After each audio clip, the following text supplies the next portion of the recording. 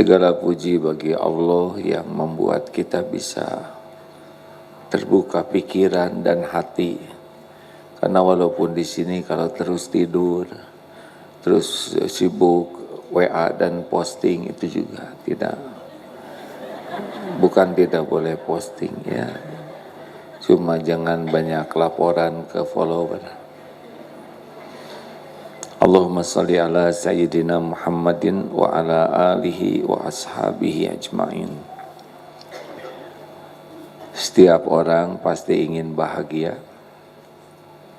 Islam tidak Islam, tua muda, laki perempuan ingin bahagia. Tapi tidak semua orang tahu kunci bahagia. Banyak yang bahagianya seperti fata morgana, sepertinya akan bahagia, tapi sudah dijalani, tidak juga ketemu bahagia. Bahkan ada yang sampai tua tidak tahu apa itu bahagia, saking menderitanya seumur-umur. Disangka nikah bekal bahagia, justru suami sumber penderitaan. Ada juga yang bapak-bapak menderita oleh istrinya ya. Minta anak, ternyata sepanjang hidupnya sengsara oleh anaknya. Jadi di mana bahagia? Tadinya ingin bisnis, tapi bisnis yang bikin sengsara. Capek terus dengan bisnisnya. Tadinya waktu merasa wajahnya cakep tuh bahagia, tapi ternyata wajah ini yang bikin sengsara. Pengen cakep terus, pengen muda terus. Tapi tidak bisa tidak, menjadi tua, menjadi keriput, beruban kalau ada umur ya. Jadi di mana bahagia? Di mana bahagia, Bu? Apa syaratnya bahagia? Ada berapa? Ada berapa? Ragu-ragu. Perasaan ceramah di sini udah sering sekali yang ganti-ganti mungkin ya. Syarat bahagia itu dua, satu iman, dua amal soleh. Jadi kalau kurang bahagia artinya apa? Kurang iman dan kurang benar amalnya. Ya kurang benar, kurang berkualitas amalnya. Ada yang sholat tapi tidak bahagia. Kenapa? Karena sholatnya tidak berkualitas. Kalau sholatnya berkualitas, dia akan bahagia.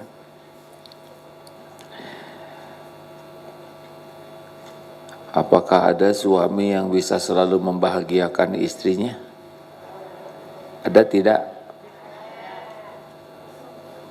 Sedikit lah. Karena suaminya pasti punya kekurangan dan kesalahan. Jadi suami itu bagi ibu-ibu itu apa artinya, Bu? Sebagai apa suami itu? Apa? Kalau ibu ingin bahagia, ini mengulang yang lalu ya. Karena kalau nggak diulang, ya kelebihan kita kan agak cepat lupa. Suami itu sebagai apa? Ladang amal soleh. Kalau ibu menjadikan suami sebagai ladang amal, ibu bahagia. Kelebihan suami disyukuri, ibu mendapat kebaikan. Kekurangan dan kesalahan suami, ibu bersabar, ibu membantunya, memperbaikinya, ibu dapat pahala. Sama Pak. Istri Bapak juga ladang amal. Kelebihan istri, kelebihan ini adalah kelebihan kebaikannya ya, bukan kelebihan. Sudah nggak usah diterusin. Bapak bersyukur, Bapak dapat pahala, dan istri pasti punya kekurangan. Kekurangannya Bapak bersabar dan terus membantu memperbaikinya, Bapak dapat pahala. Tapi saya sudah nasihati 20 tahun gak robah-robah, 20 tahun tidak berkurang pahalanya di sisi Allah. Anak sebagai apa? Udah gak apa-apa, tenang aja Bu, pasti berhenti kok suatu saat. Iya kan? Emang ada anak nangis seumur hidup? Ada waktunya, semua ada waktunya. Coba anak sebagai apa? Ladang amal.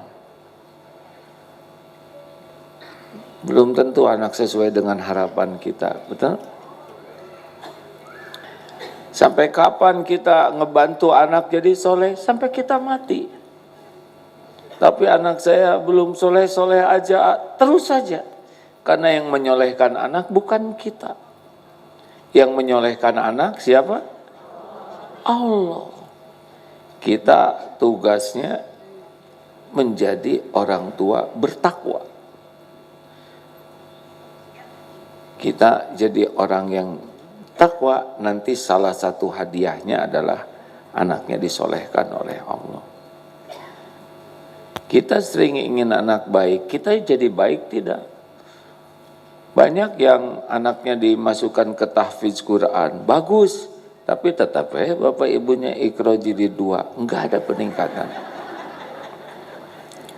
Kita melarang anak main HP, tapi ibu terus HP. Belanja terus ya. Tiap hari kiriman datang terus segala. Halo. Kok tahu ya auranya, aura tukang belanja. Lanjut. Baik. Apa ciri orang yang iman dan amalnya kurang? Ada berapa? 3. 1, selalu cemas dengan yang belum terjadi. Khas ini ya, ngarang aja hidupnya tuh. Ribet dengan yang belum terjadi, padahal belum. Tapi penderitaannya sudah dari sekarang. Seperti mau pensiun, ngarang dari sekarang. Cicilan belum lunas, kreditan belum beres, anak belum tamat sekolah, rumah belum punya, menderita. Padahal pensiunnya 3 tahun lagi. Padahal sangat boleh jadi bulan depan meninggal, ya.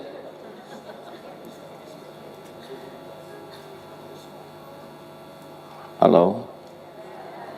Ibu cemas lihat suami, lihat anak, banyak yang hidupnya tuh cemas saja.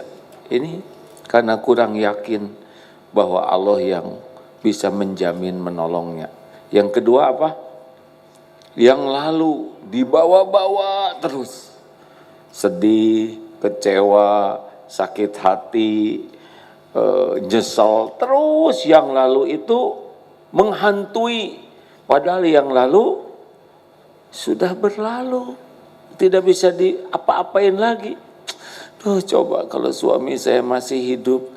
Gimana, kan udah dikubur. Dulu 20 tahun yang lalu dia nipu saya. Kenapa 20 tahun diingat-ingat? Dan nggak bisa selesai. Yang lalu sudah berlalu. Yang akan datang bikin cemas karena kurang yakin ke Allah. Yang lalu bikin gelisah, sakit hati karena kurang ridho dengan takdir. Dan yang sedang dijalani capek, sakit hati, jengkel, riweuh aja. Terus dari pagi teh bangun tidur, badan teh segala kerasa, dikutukin badannya sendiri. Mau makan, bosen makanan tuh nggak ada yang sehat. Mau ke berangkat, macet sekarang udah kacau nih Jakarta ini. Terus gitu. Lihat TV, berita nggak ada yang bener. Lihat yang mau kampanye, cuman ngomong aja. Terus ngomel, ngutuk. Aneh. Dia merusak terus hidupnya. Halo? Pernah dengar nggak orang yang begitu? Yang ngomel, mengeluh, mencela, ngerasulo. Jadi nggak ada yang bagus. Pernah dengar nggak yang suka begitu, Bu?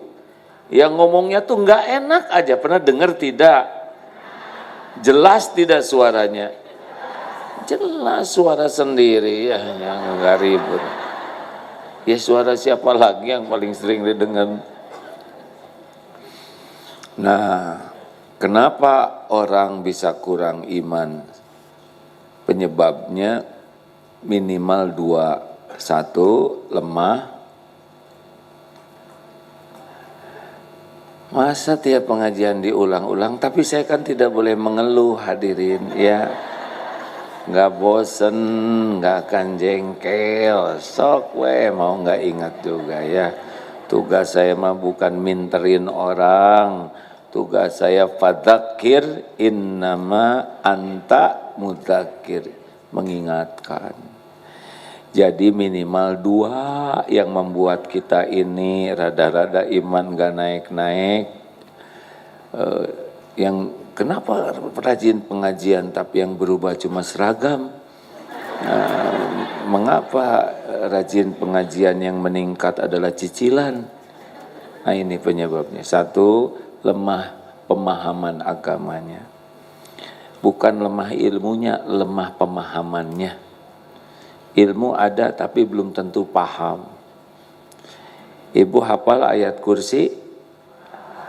Paham artinya? Nah itu aja. Enggak apa-apa, enggak usah nunduk, biasa aja. Maaf ya, ibu rajin sholat? Rajin. Paham artinya? Itu dia katanya, makanya saya ngaji juga. Oh iya, saya setuju ya.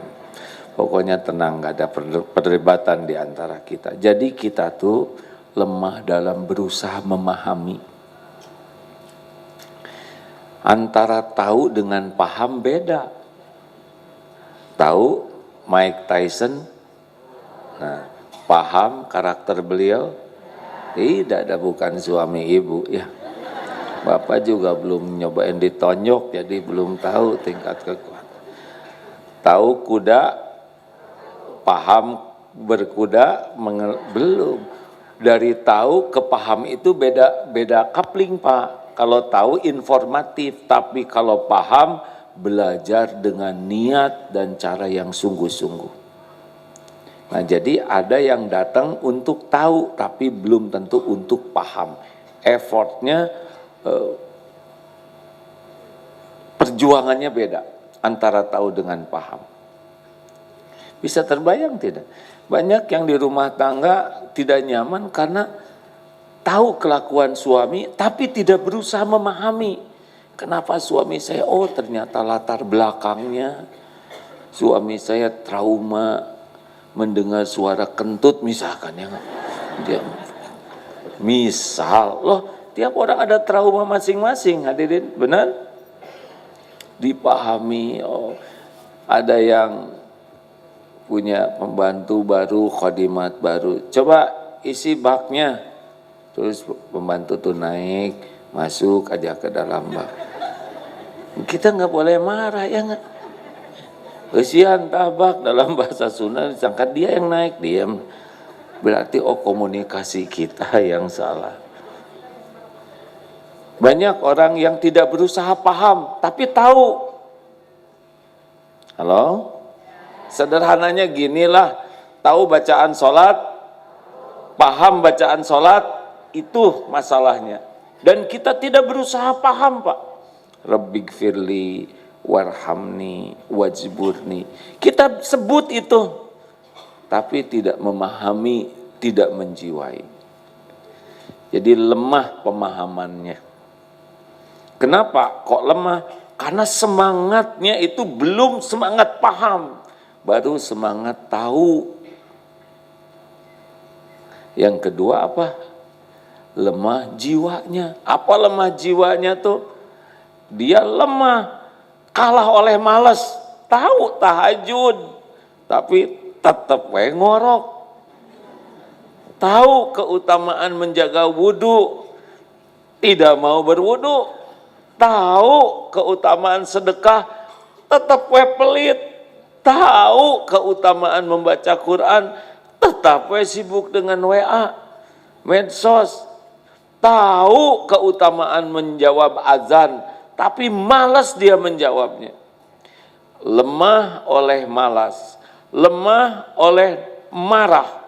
Ada tuh, tapi dia belajar, dia ngaji, dia sholat, tapi enggak ada riadah, mujahadah, mengalahkan nafsunya, ngambek terus. Namanya Bu Ambek sejati ya. Dari dulu zaman SD tukang ngambek, SMP tukang ngambek, SMA, kuliah, nikah, ngambek forever. Terus ambek-ambekan, ambek-ambekan. Padahal haji, umroh, sholat, tahajud. Kenapa? Dia kalah oleh amarah. Ada juga yang kalah oleh syahwat. Ada yang kalah oleh ketamakan kepada dunia ini.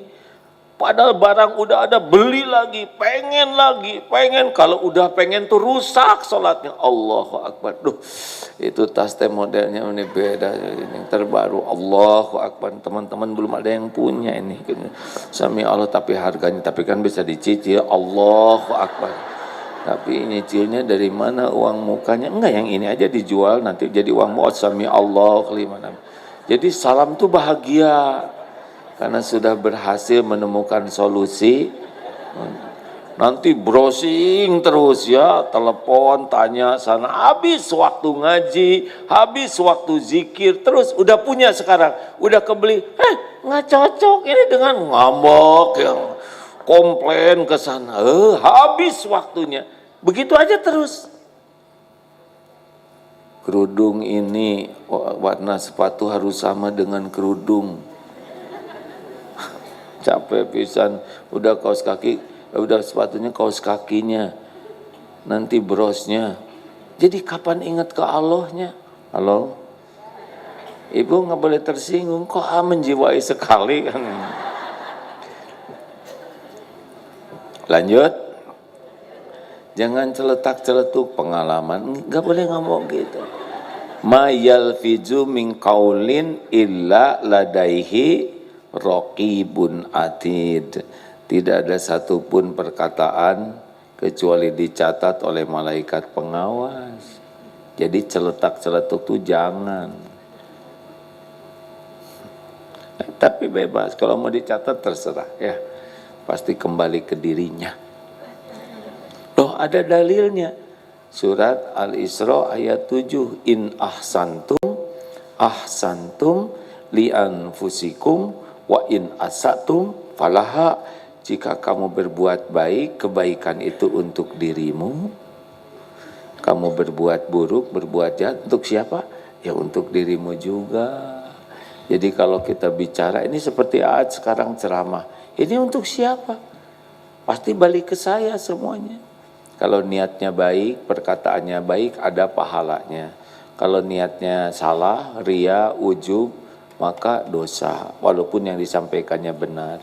Kalau saya cuma ngomong tapi tidak mau melakukan, kabura maqtan indallah antakulu ma la taf'alun. Amat besar kemurkaan di sisi Allah orang yang berkata-kata apa yang tidak diperbuatnya. Ini bisa jadi dosa, bisa jadi pahala. Sedang saya tidak bisa ngebulak-balik hati jamaah. Gimana saya ngebulak-balik hati? Hatinya aja saya nggak tahu, ya kan? Bagaimana perkataan ini bisa masuk ke pikiran dan perasaan? Pikirannya juga nggak tahu. Yang bisa menyolehkan Bapak Ibu ya hanya Allah. Saya nggak tahu. Urusan saya tuh bukan menyolehkan Bapak Ibu. Urusan saya berusaha hati ini selurus mungkin, sing ikhlas, nggak ada ria, nggak ada ujub, nggak ada sia-sia hati ini ya. Dan yang kedua, sekuat tenaga, sebisa mungkin perkataan yang disampaikan ini yang benar, yang Allah sukai, masih banyak tergelincirnya. Dan yang ketiga, sekuat tenaga saya mengamalkan apa yang disampaikan ini. Nah selebihnya, Bapak Ibu kesini jadi paham atau tidak, urusan niat Bapak Ibu sendiri kesini. Kalau niatnya saya pengen tahu nasib si Agim sekarang, boleh ya mau tahu nasib saya. Udah lama nggak nongol di TV nih, dia masih hidup enggak katanya. Monggo, ini datang ke sini dengan niat masing-masing. Dengan semangat masing-masing dan Allah tahu. Isi hati, niat, semangat, ongkos, capek, itu dihitung semua oleh Allah. Nanti Allah memberi pemahaman, terserah Allah. Jadi ceramahnya sama, tapi nanti berubahnya beda-beda. Allah tahu isi hati kita. Kenapa jadi mikir? Nah itu yang lalu-lalu, jadi lemah apa? Lemah pemahaman agama, dan yang kedua lemah jiwa. Jadi kalahlah oleh nafsunya. Baik, berapa Ustaz? 238. Pada Ustaz. Bismillahirrahmanirrahim. Berkata pengarang kitab Al-Hikam, Al-Imam Ibnu Athaillah As-Sakandari, semoga Allah memberikan manfaat atas ilmunya dunia dan akhirat. Liyakilla ma tafrahu bih, yakilla ma tahzanu alaihi. Kurangilah kesenanganmu dengan dunia, supaya berkurang pula kedukaanmu pada dunia. Kurangilah liyakilla ma tafrahu bih, kurangilah kesenanganmu kepada duniawi supaya berkurang pula kedukaanmu kepada dunia. Ini mah mudah-mudahan lebih mudah dipahami. Jadi begini ya, barang yang paling kita sukai aslinya itu barang yang paling membuat kita menderita. Makin mahal, makin bagus, makin keren, aslinya makin nyiksa. Benar? Siapa yang paling tenang, siapa yang paling menderita, tergantung selopnya. Yang kesini pakai selop baru, mahal, belum lunas, lebih gelisah dibanding yang kesini pakai selop lepet, ya kan? Benar atau benar? Bukan tidak boleh punya yang bagus. Mana Bu? Yang lebih menenteramkan jiwa, pakai gelang berlian atau pakai karet gelang?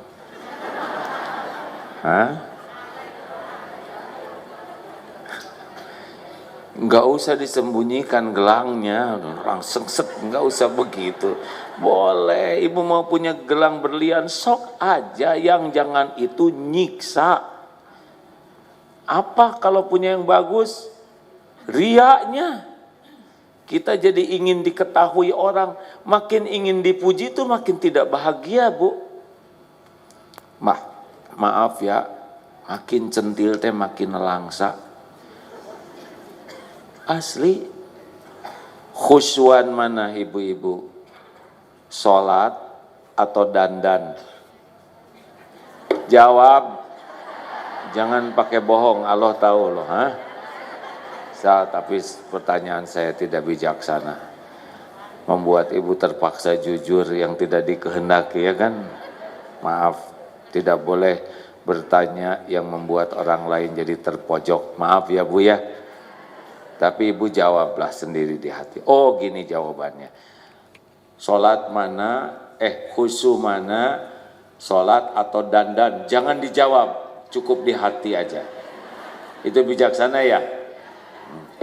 Ya, karena kalau ngomong pasti nyari teman.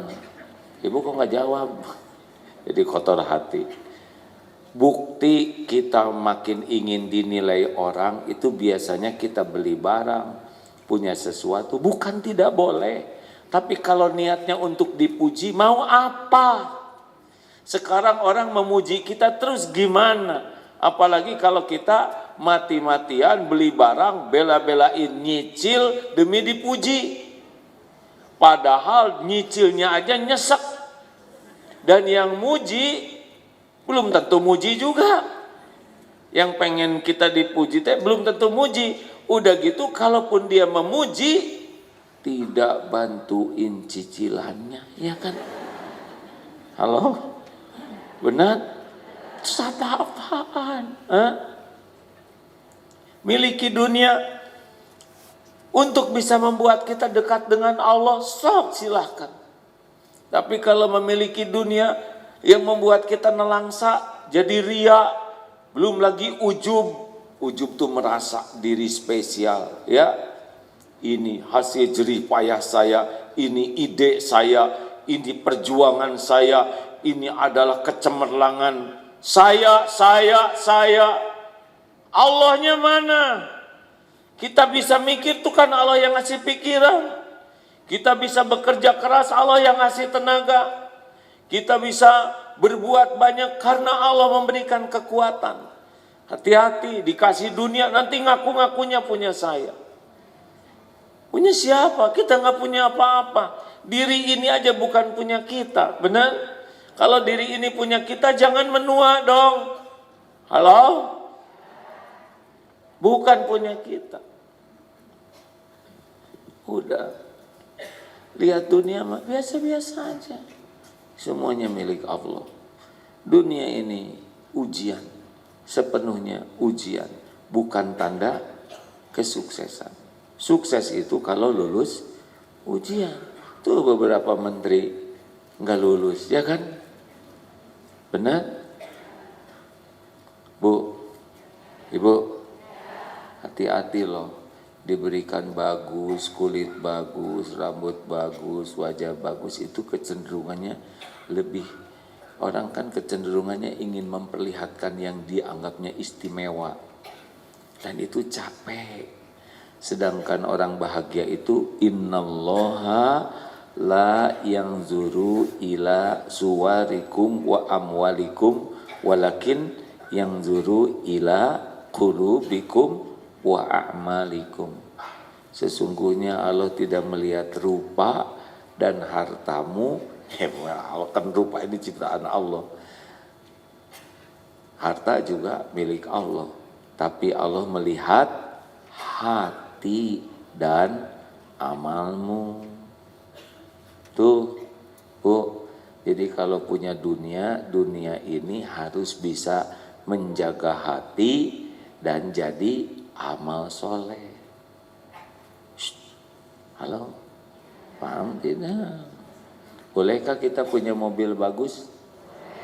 Ya boleh kalau dikasih oleh Allah. Tapi jangan sampai mobilnya lebih berharga daripada yang punyanya. Tidak sedikit itu koruptor mobilnya bagus. Mobilnya keren, tapi yang punyanya maling. Tidak keren sama sekali. Pelacur juga begitu. Ada yang punya tasnya bagus, tapi yang punyanya enggak bagus. Dunia ini.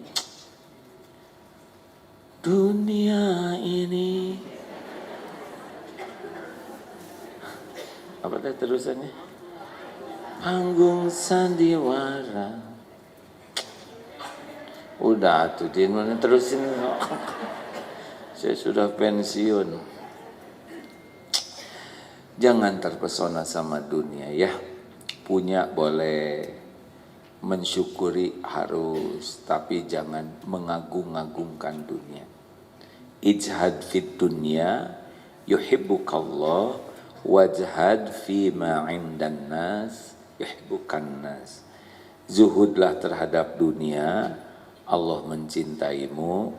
Zuhudlah dengan apa yang di tangan orang, orang akan mencintaimu. Tuh, jadi lihat dunia ini biasa aja. Mata ke dunia, hati ke pemiliknya. Siapa? Allah. Jadi kalau lihat Pak Jokowi sebagai presiden, Pak Jokowi presiden Indonesia sekarang. Mata ke presiden, hati ke Allah. Oh, ini yang menciptakan Allah. Menciptakan adalah Allah.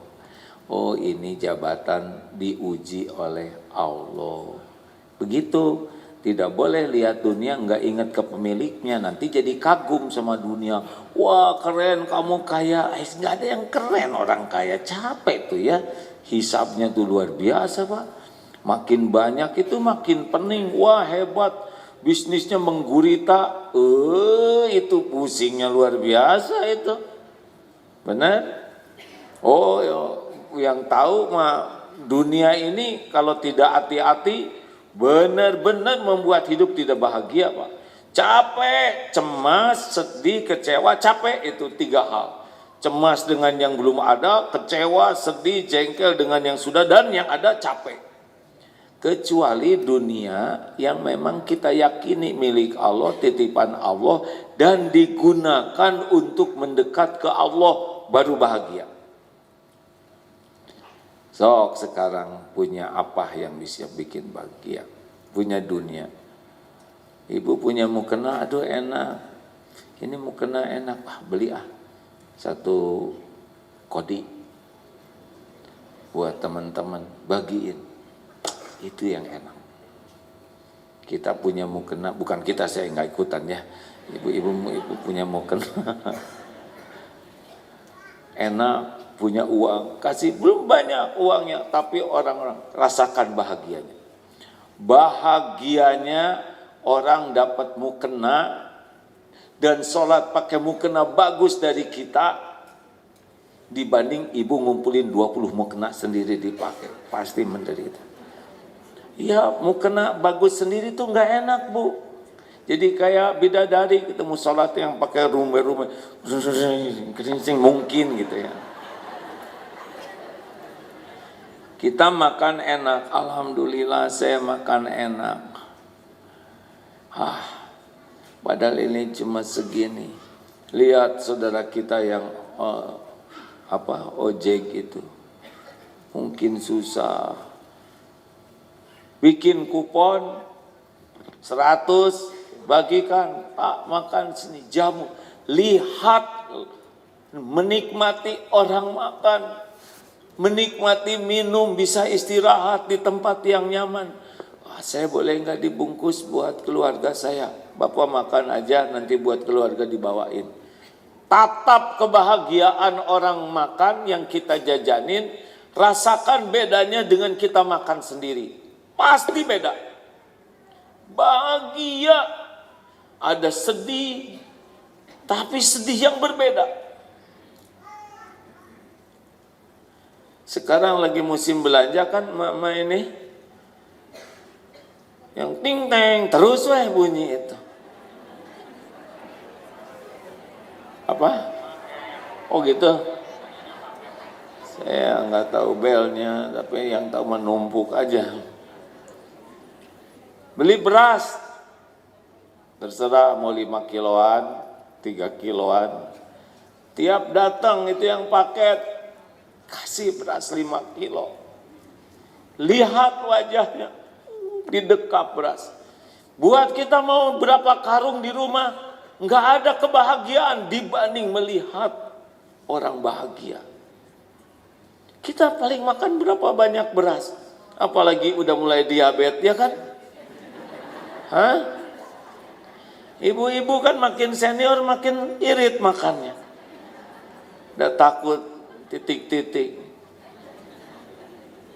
Mending bagiin, mau ngapain uang ditaruh di, kalau ada tabungan terus dilihat-lihat apa? Mau apa? Itu bukan rezeki kita. Rezeki kita itu cuma 3. Yang dimakan jadi kotoran, jadi itu rezeki, tinggal halal atau tidak. Yang kedua, yang dipakai jadi usang, itu jadi rezeki kita. Dan yang dinafkahkan di jalan Allah. Selebihnya mengaku-ngaku, mati udah lewat itu uang sebanyak apapun. Kan? Ayo, mau menikmati dunia, jadikan jalan pendekat ke Allah. Boleh nggak punya rumah lebih dari 1? Sok aja kalau Allah ngasih, manfaatkan. Jadi rumah tahfidz. Kita memang nggak pakai dan nggak mungkin sekali tidur kepala di Bandung, pantat di puncak, kaki di, nggak bisa. Kita tidur hanya di satu tempat, tapi tempat yang Allah titipkan dipakai ngaji, dipakai orang yang perlu daripada kosong. Itu dunia. Gimana suami saya jadi pengusaha, itu juga Allah yang nakdirkan.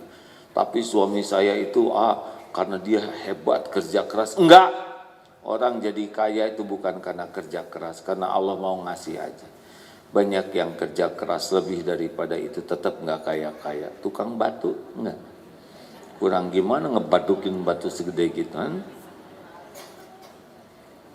Tapi suami saya cerdas, enggak, bukan karena cerdas. Banyak yang cerdas bokeh juga, ya enggak? Tidak apa-apa, kita mah tidak penting banyak uang, yang penting tiap perlu. Salah, bukan ada, perlu, cukup. Tiap perlu, cukup. Ada juga nggak cukup, stres. Iya kan? Iya kan? Perlu 2 juta, ada 2.000, kan stres.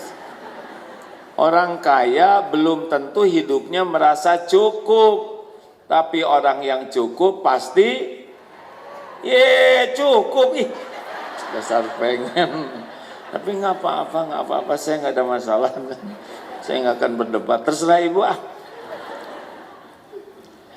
Jadi lihat dunia itu satu, ini milik Allah. Jangan kagum kepada pemiliknya. Yang kedua, lihat dunia itu jangan megang. Jangan dicengkram, jangan lengket, ya. Tetap ini titipan Allah. Ini titipan Allah, bukan ini milik saya.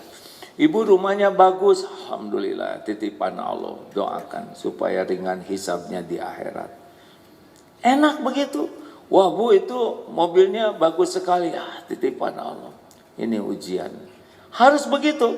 Dunia itu ujian, dunia itu titipan Allah. Adanya syukuri. Nanti kalau oleh Allah sedang disempitkan, sabar. Sabar aja. Nanti kalau diambil oleh Allah, ridho. Kayak bisnis, nggak mungkin untung terus-terusan. Ya, kalau Allah mau nyempitkan, ya nggak apa-apa. Sesuka Allah. Ini saya harusnya untungnya 50 juta. Kata siapa? Jangan sotoy. Ya, kalau kita rencana untung, belum tentu untung. Halo? Kan ada yang, saya tuh rugi 50 juta. Rugi gimana? Ya harusnya ini laku 200 juta. Tapi cuma 150 juta. Emang segitu rezeki saudara? Pakai nyebut rugi. Kayak COVID kemarin, pada rugi-rugi itu katanya. Harusnya penghasilan saya ini 20 juta, gara-gara COVID jadi tinggal 2 juta.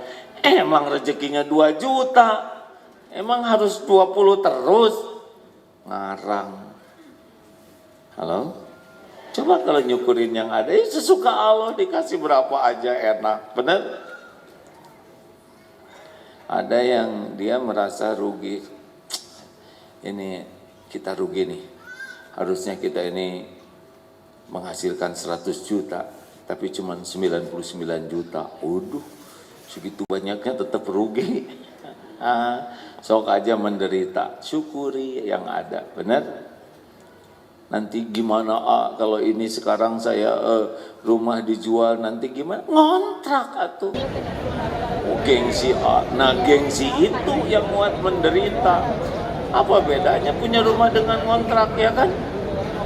Sama aja berteduh, betul tidak? Yang bikin lapang sempit kan bukan bentuk rumahnya, hatinya.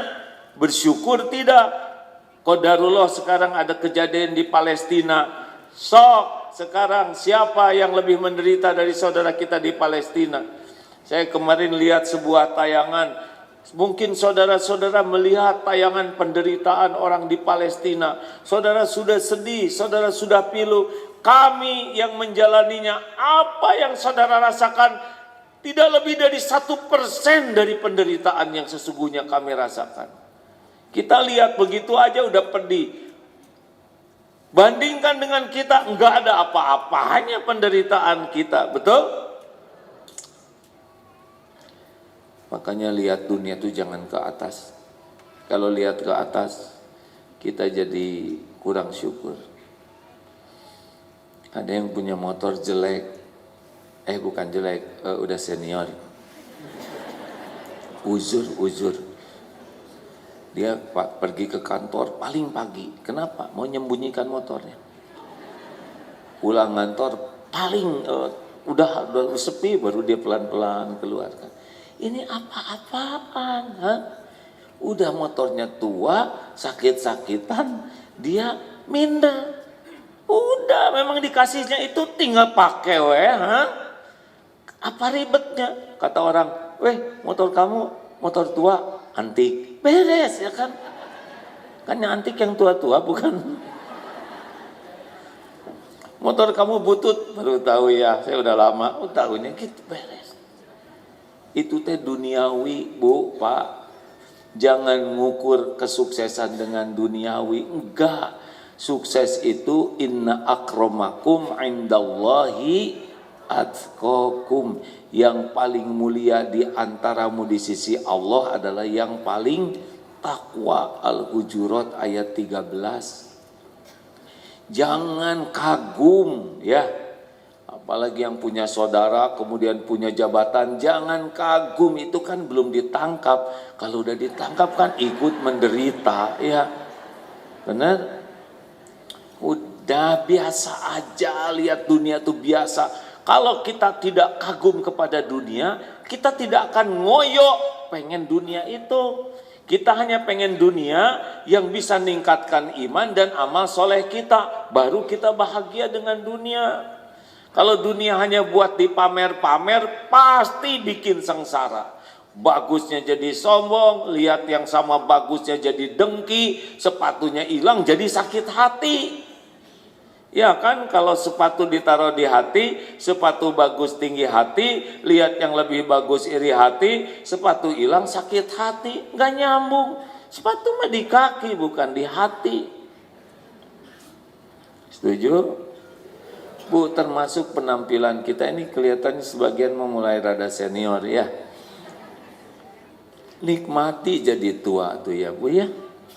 Bu, kenapa coba? Karena udah jadi ya kan. Nggak usah stres dengan tua. Nikmati kulit mulai keriput, mulai tumbuh uban, bentuk tubuh nggak kayak dulu lagi. Enjoy saja. Jangan jadi tiap bercermin teh stres. Dinikmati. Oh nanti gimana? Suami saya nggak tertarik ke saya. Yang paling penting badannya diurus sesuai dengan yang Allah sukai. Perkara hati suami Allah yang ngebulak-balik. Dah ibu nggak bisa centil stakar kebek. Udah senior centil mau ngapain? Nggak pantas ya kan? Jadi nenek lincah, enggak boleh.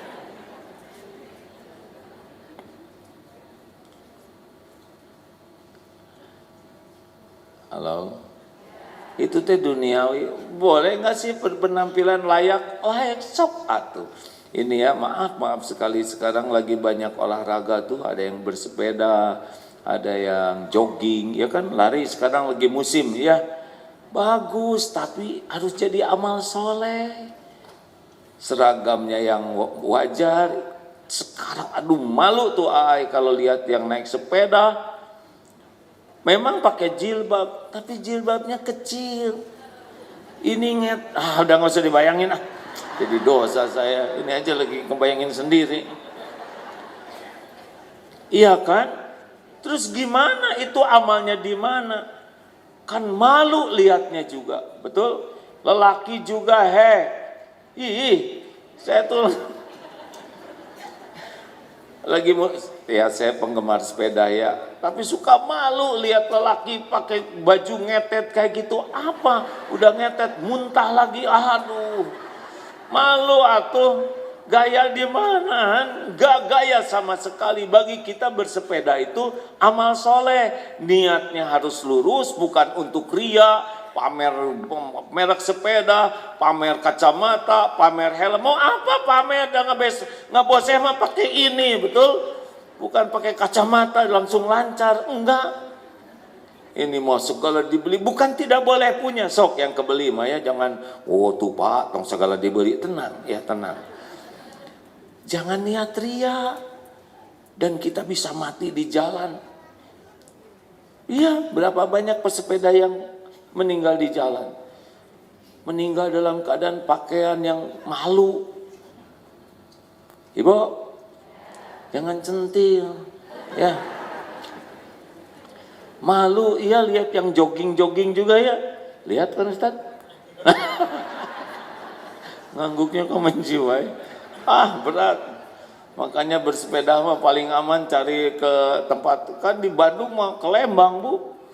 Nanjak, ternyata ada perempuan di depan, disusul nggak kesusul, yang di belakang terus dosa. Mending balik kanan. Aduh, nggak ngerti itu. Bagi kita olahraga tuh bukan untuk sehat, Olahraga itu amal soleh. Sehat itu bonus.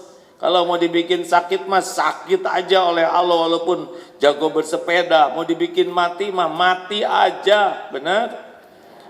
Makanya niatnya harus ikhlas benar, dan caranya juga harus benar supaya jadi bahagia.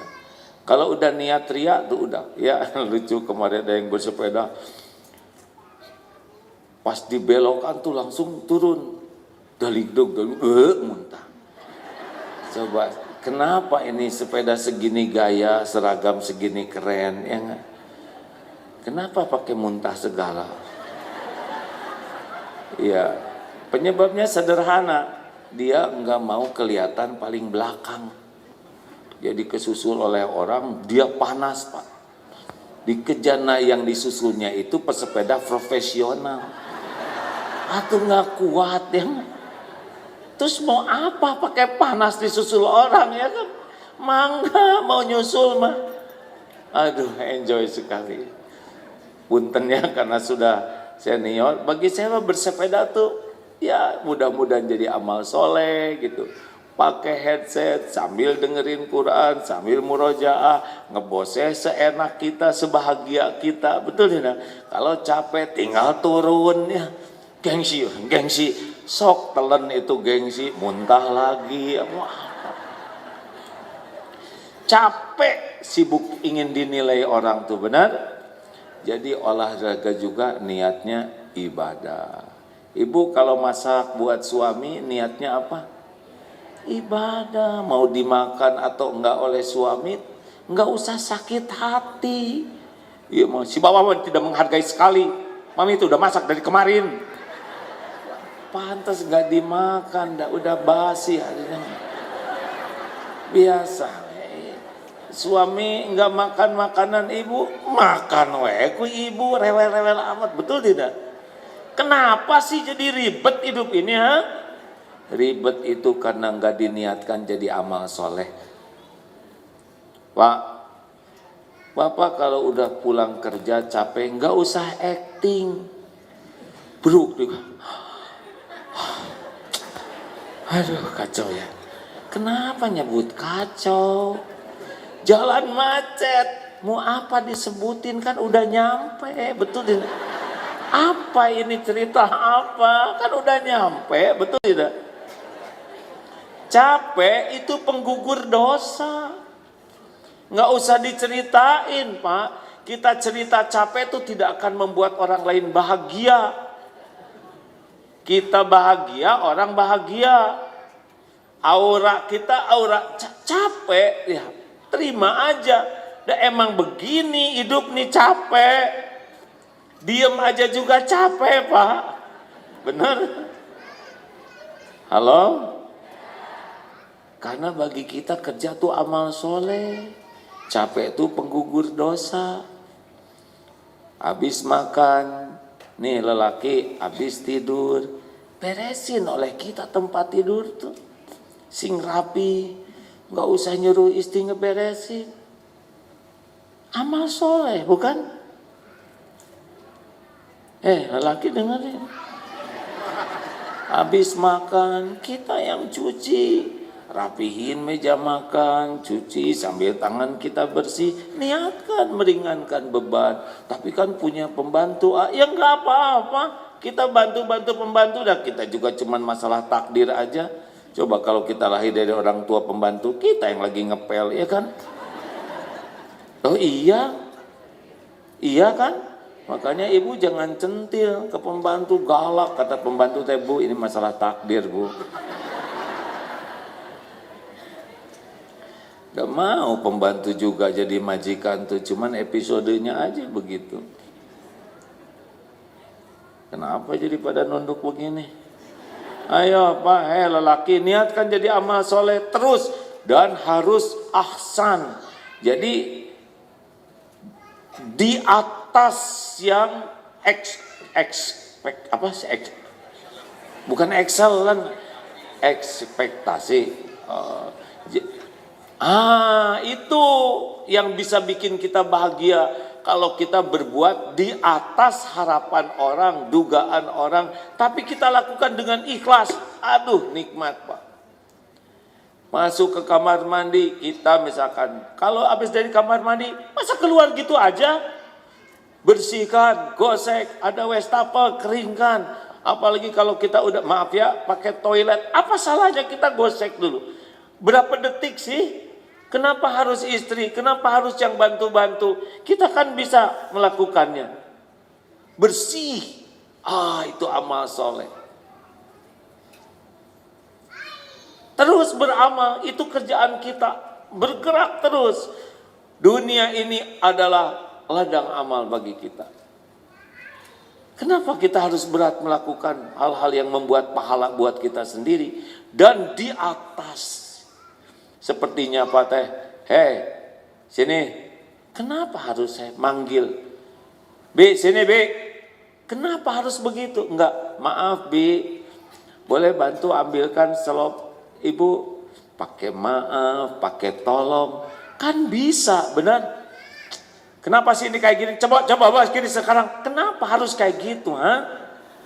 Enggak punya kata-kata yang lebih baik? Halo? Hidup ini cuman sekali, kapan lagi kita melakukan yang terbaik? Kan itu yang kembali ke kita, benar? Bicara ke istri, bicara ke suami, bicara ke anak, bicara ke orang tua. Pilih kata-kata terbaik, dengan nada terbaik, dengan cara terbaik. Itu yang bisa bikin kita bahagia tuh. Dalilnya apa? Al-Baqarah 195, wa ahsinu innallaha yuhibbul muhsinin, dan berbuat baiklah kalian karena sesungguhnya Allah sangat mencintai orang yang ihsan. Nah, bahagia tuh di sana, Bu, Pak. Bahagia tuh bukan casing dunia mah nggak ada apa-apanya. Harta, gelar, pangkat, jabatan, kedudukan, popularitas, pujian, penghargaan. Casing. Di sini bahagia tuh kalau kita senang berbuat baik, ihsan dengan ikhlas dan di atas yang pokoknya pol lah gitu. Kalau ucapan salam, Assalamualaikum. Tuh baliknya cuma segitu. Assalamualaikum warahmatullahi wabarakatuh.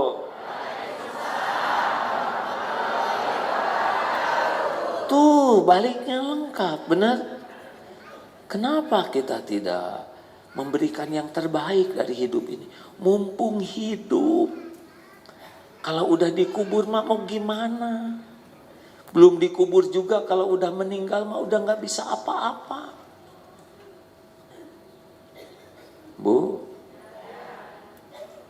mumpung hidup, berikan yang terbaik untuk keluarga, ya. Mumpung orang tua ada, berikan yang terbaik. Kenapa kok berbakti ke orang tua? Karena apa? Kenapa kita berbakti ke orang tua? Benar. Bukan karena orang tua baik ke kita, bukan. Karena Allah memerintahkan, wa ahsinu innallaha yuhibbul muhsinin. Mungkin orang tua enggak begitu respect ke kita, enggak apa-apa. Kita aja berbuat baik terus. Udah dikasih juga, kata orang tua saya, pelit, kamu cuma ngasih segini. Padahal itu udah pol-polan, ya udah enggak apa-apa. Terima sing sabar, dah pahalanya juga enggak kemana-mana. Bu, ini yang punya suami ya, baik aja lah sama suami. Suami nyebelin, ya yang milih siapa? Baik aja. Sampai kapan saya baik sama suami? Seumur hidup Ibu. Karena berbuat baik itu adalah amal. Tapi perbuatan baik saya enggak dihargai, itu mah urusan suami dengan Allah. Urusan kita adalah berbuat baik. Enak kan? Halo? Jangan berharap balasan dari makhluk, itu yang bikin kita enggak bagus tuh. Ingat, semua nikmat, wa ma bikum min ni'matin faminallah. Nikmat apapun yang ada padamu dari Allah. La haula wala quwwata illa billah. Apa artinya? Tidak ada daya, tidak ada kekuatan kecuali dari Allah. Artinya tidak ada perubahan apapun kecuali Allah yang merubah. Itu kuncinya. Jadi kalau mau ngarap-ngarap sesuatu dari Allah, pemilik. Innallaha ala kulli syai'in qadir. Jangan berharap dari makhluk, sakit hati. Suami saya meninggal, enggak pernah muji saya. Saya tuh ingin dianggap Humairah. Sakit hati. Bu, nggak usah ribet. Makin banyak berharap dari makhluk, Allah makin gak suka. Cirinya Allah gak suka, hati kita dibuat tidak nyaman. Kalau ada apa-apa minta ke Allah dulu. Dah, suami ibu gak bisa ngasih apapun tanpa izin Allah. Gak bisa. Ibu berharap ke suami, sakit hati. Berharap ke Allah, pemilik, penguasa, penentu segalanya. Jawab, suami ibu ciptaan siapa? Suami ibu milik siapa? Siapa yang bisa ngebulak-balik hati suami? Ibu bisa ngebulak-balik hati suami tidak? Bisa tidak?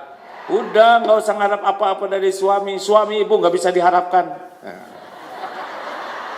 Serius, boro-boro ngebahagiain istrinya, ngebahagiain diri sendiri aja susah. Benar Pak? Ini wajah-wajah kurang bahagia. Sama kita juga Pak lelaki, makin banyak berharap dari istri, pedih. Lakukan yang terbaik, lupakan, lakukan, lupakan, lakukan. Udah, semuanya dicatat oleh Allah. Kenapa sih kita ribet dengan penilaian makhluk, ingin balasan dari makhluk, sedangkan makhluk itu nggak bisa memberi manfaat kecuali Allah yang menggerakkan. Tidak ada manfaat dan musibah yang bisa terjadi illa biiznillah. Jadi kalau misalkan istri bapak gitu-gitu amat sih jadi laki, mama udah dengerin, lapor kepada penguasa semua bibir. Ya Allah, maksudnya lisan. Astagfirullahaladzim. Ya Allah, Pak ngerti nggak sih perasaan seorang wanita? Ya Allah, iya. Saya ngerti. Dari kemarin ngerti, tapi buktinya menyakiti lagi. Ya, saya salah. Udah berapa kali ngomong salah kayak gini? Astagfirullah. Istighfar tuh di hati, Pak. Ya Allah, sudah 1 jam ini ya Rob, ya Rob. Kasihan istri saya capek gini tuh. Hanya Engkau yang menguasai hati, pikiran. Apa komat kamit? Pasti ngedoain saya ya. Ya Allah ampuni saya, pasti ini karena dosa, astagfirullah. Coba tuh Pak, si ngerti. Ya, insya Allah saya berusaha. Dari kemarin insya Allah yang asli. Ya Rabb. Allah mendengarkan tidak persewotan itu? Kasihan istri habis pahalanya. Hanya Allah yang bisa. Saya tidak mengatakan membungkam ya, itu terlalu kejam. Hanya Allah yang bisa melunakkan hati istri. Tahu Pak caranya gimana kalau lagi dimarah oleh istri? Diam Bu. Gimana?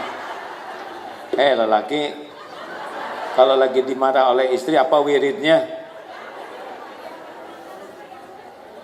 Istighfar. Tapi saya nggak punya salah, istri saya ngeduga-duga. Mungkin di dalam hal ini enggak salah, tapi kesalahan yang lain di kantor lihat istri orang, di jalan Allah lihat semua dosa kita. Mungkin ke istri enggak salah, tapi di jalan, di rumah, di kantor banyak maksiat kita dan salah satu akibatnya jadi dimarah tuh di rumah. Kenapa jadi diam gitu? Tenang Pak. istighfar dan na'udzubillahi minasyaitonirrajim. Nahnu ya, bukan a'udzubillahi minasyaitonirrajim. Nanti dia sakit hati, sangka setan. Na'udzubillah, kami berlindung kepadamu ya Allah. Pokoknya jadi amal aja semua tuh ya. Senang dah hidup tuh Bu, kalau diniatkan jadi amal soleh semua. Makasih. Alhamdulillah. Baik. Pokoknya niatkan jadi amal soleh ya. Sing ikhlas melakukan apapun, jangan ngarep-ngarep dari makhluk sakit nanti. Udah, kita udah berbuat baik, nggak dihargai kebaikan kita ya sudah nggak apa-apa. Jangan nyebut-nyebut kebaikan ya. Ibu, Pak, jangan ngingat-ngingat jasa baik. Dulu dia waktu saya nikah dia tuh nggak kuliah, tahu nggak yang ngulahin? Diam, cicing, Bu, diam. Makin ibu ingat jasa, makin perih hati ibu. Tapi tahu nggak tahu dan tidak mau tahu. Bu. Bukan urusan saya. Dulu sebelum dia, kan di waktu kuliah ya. Nah itu yang membiayai itu orang tua saya. Udah rezekinya diam Bu ya. Nanti hilang pahalanya. Amal soleh. Benar? Yang lalu sudah berlalu. Emang qadarnya seperti itu. Sebetulnya enak. Nah begitulah hadirin, 1 jam tidak terasa nih ceramah. Lewat ya. Terima kasih Bapak Ibu yang baik. Saya mohon maaf. Nanti kita doa sesudah sholat aja ya. Subhanakallahumma bihamdik. Asyhadu alla ilaha illa anta astaghfiruka wa atubu ilaik. Assalamualaikum warahmatullahi wabarakatuh. Assalamualaikum.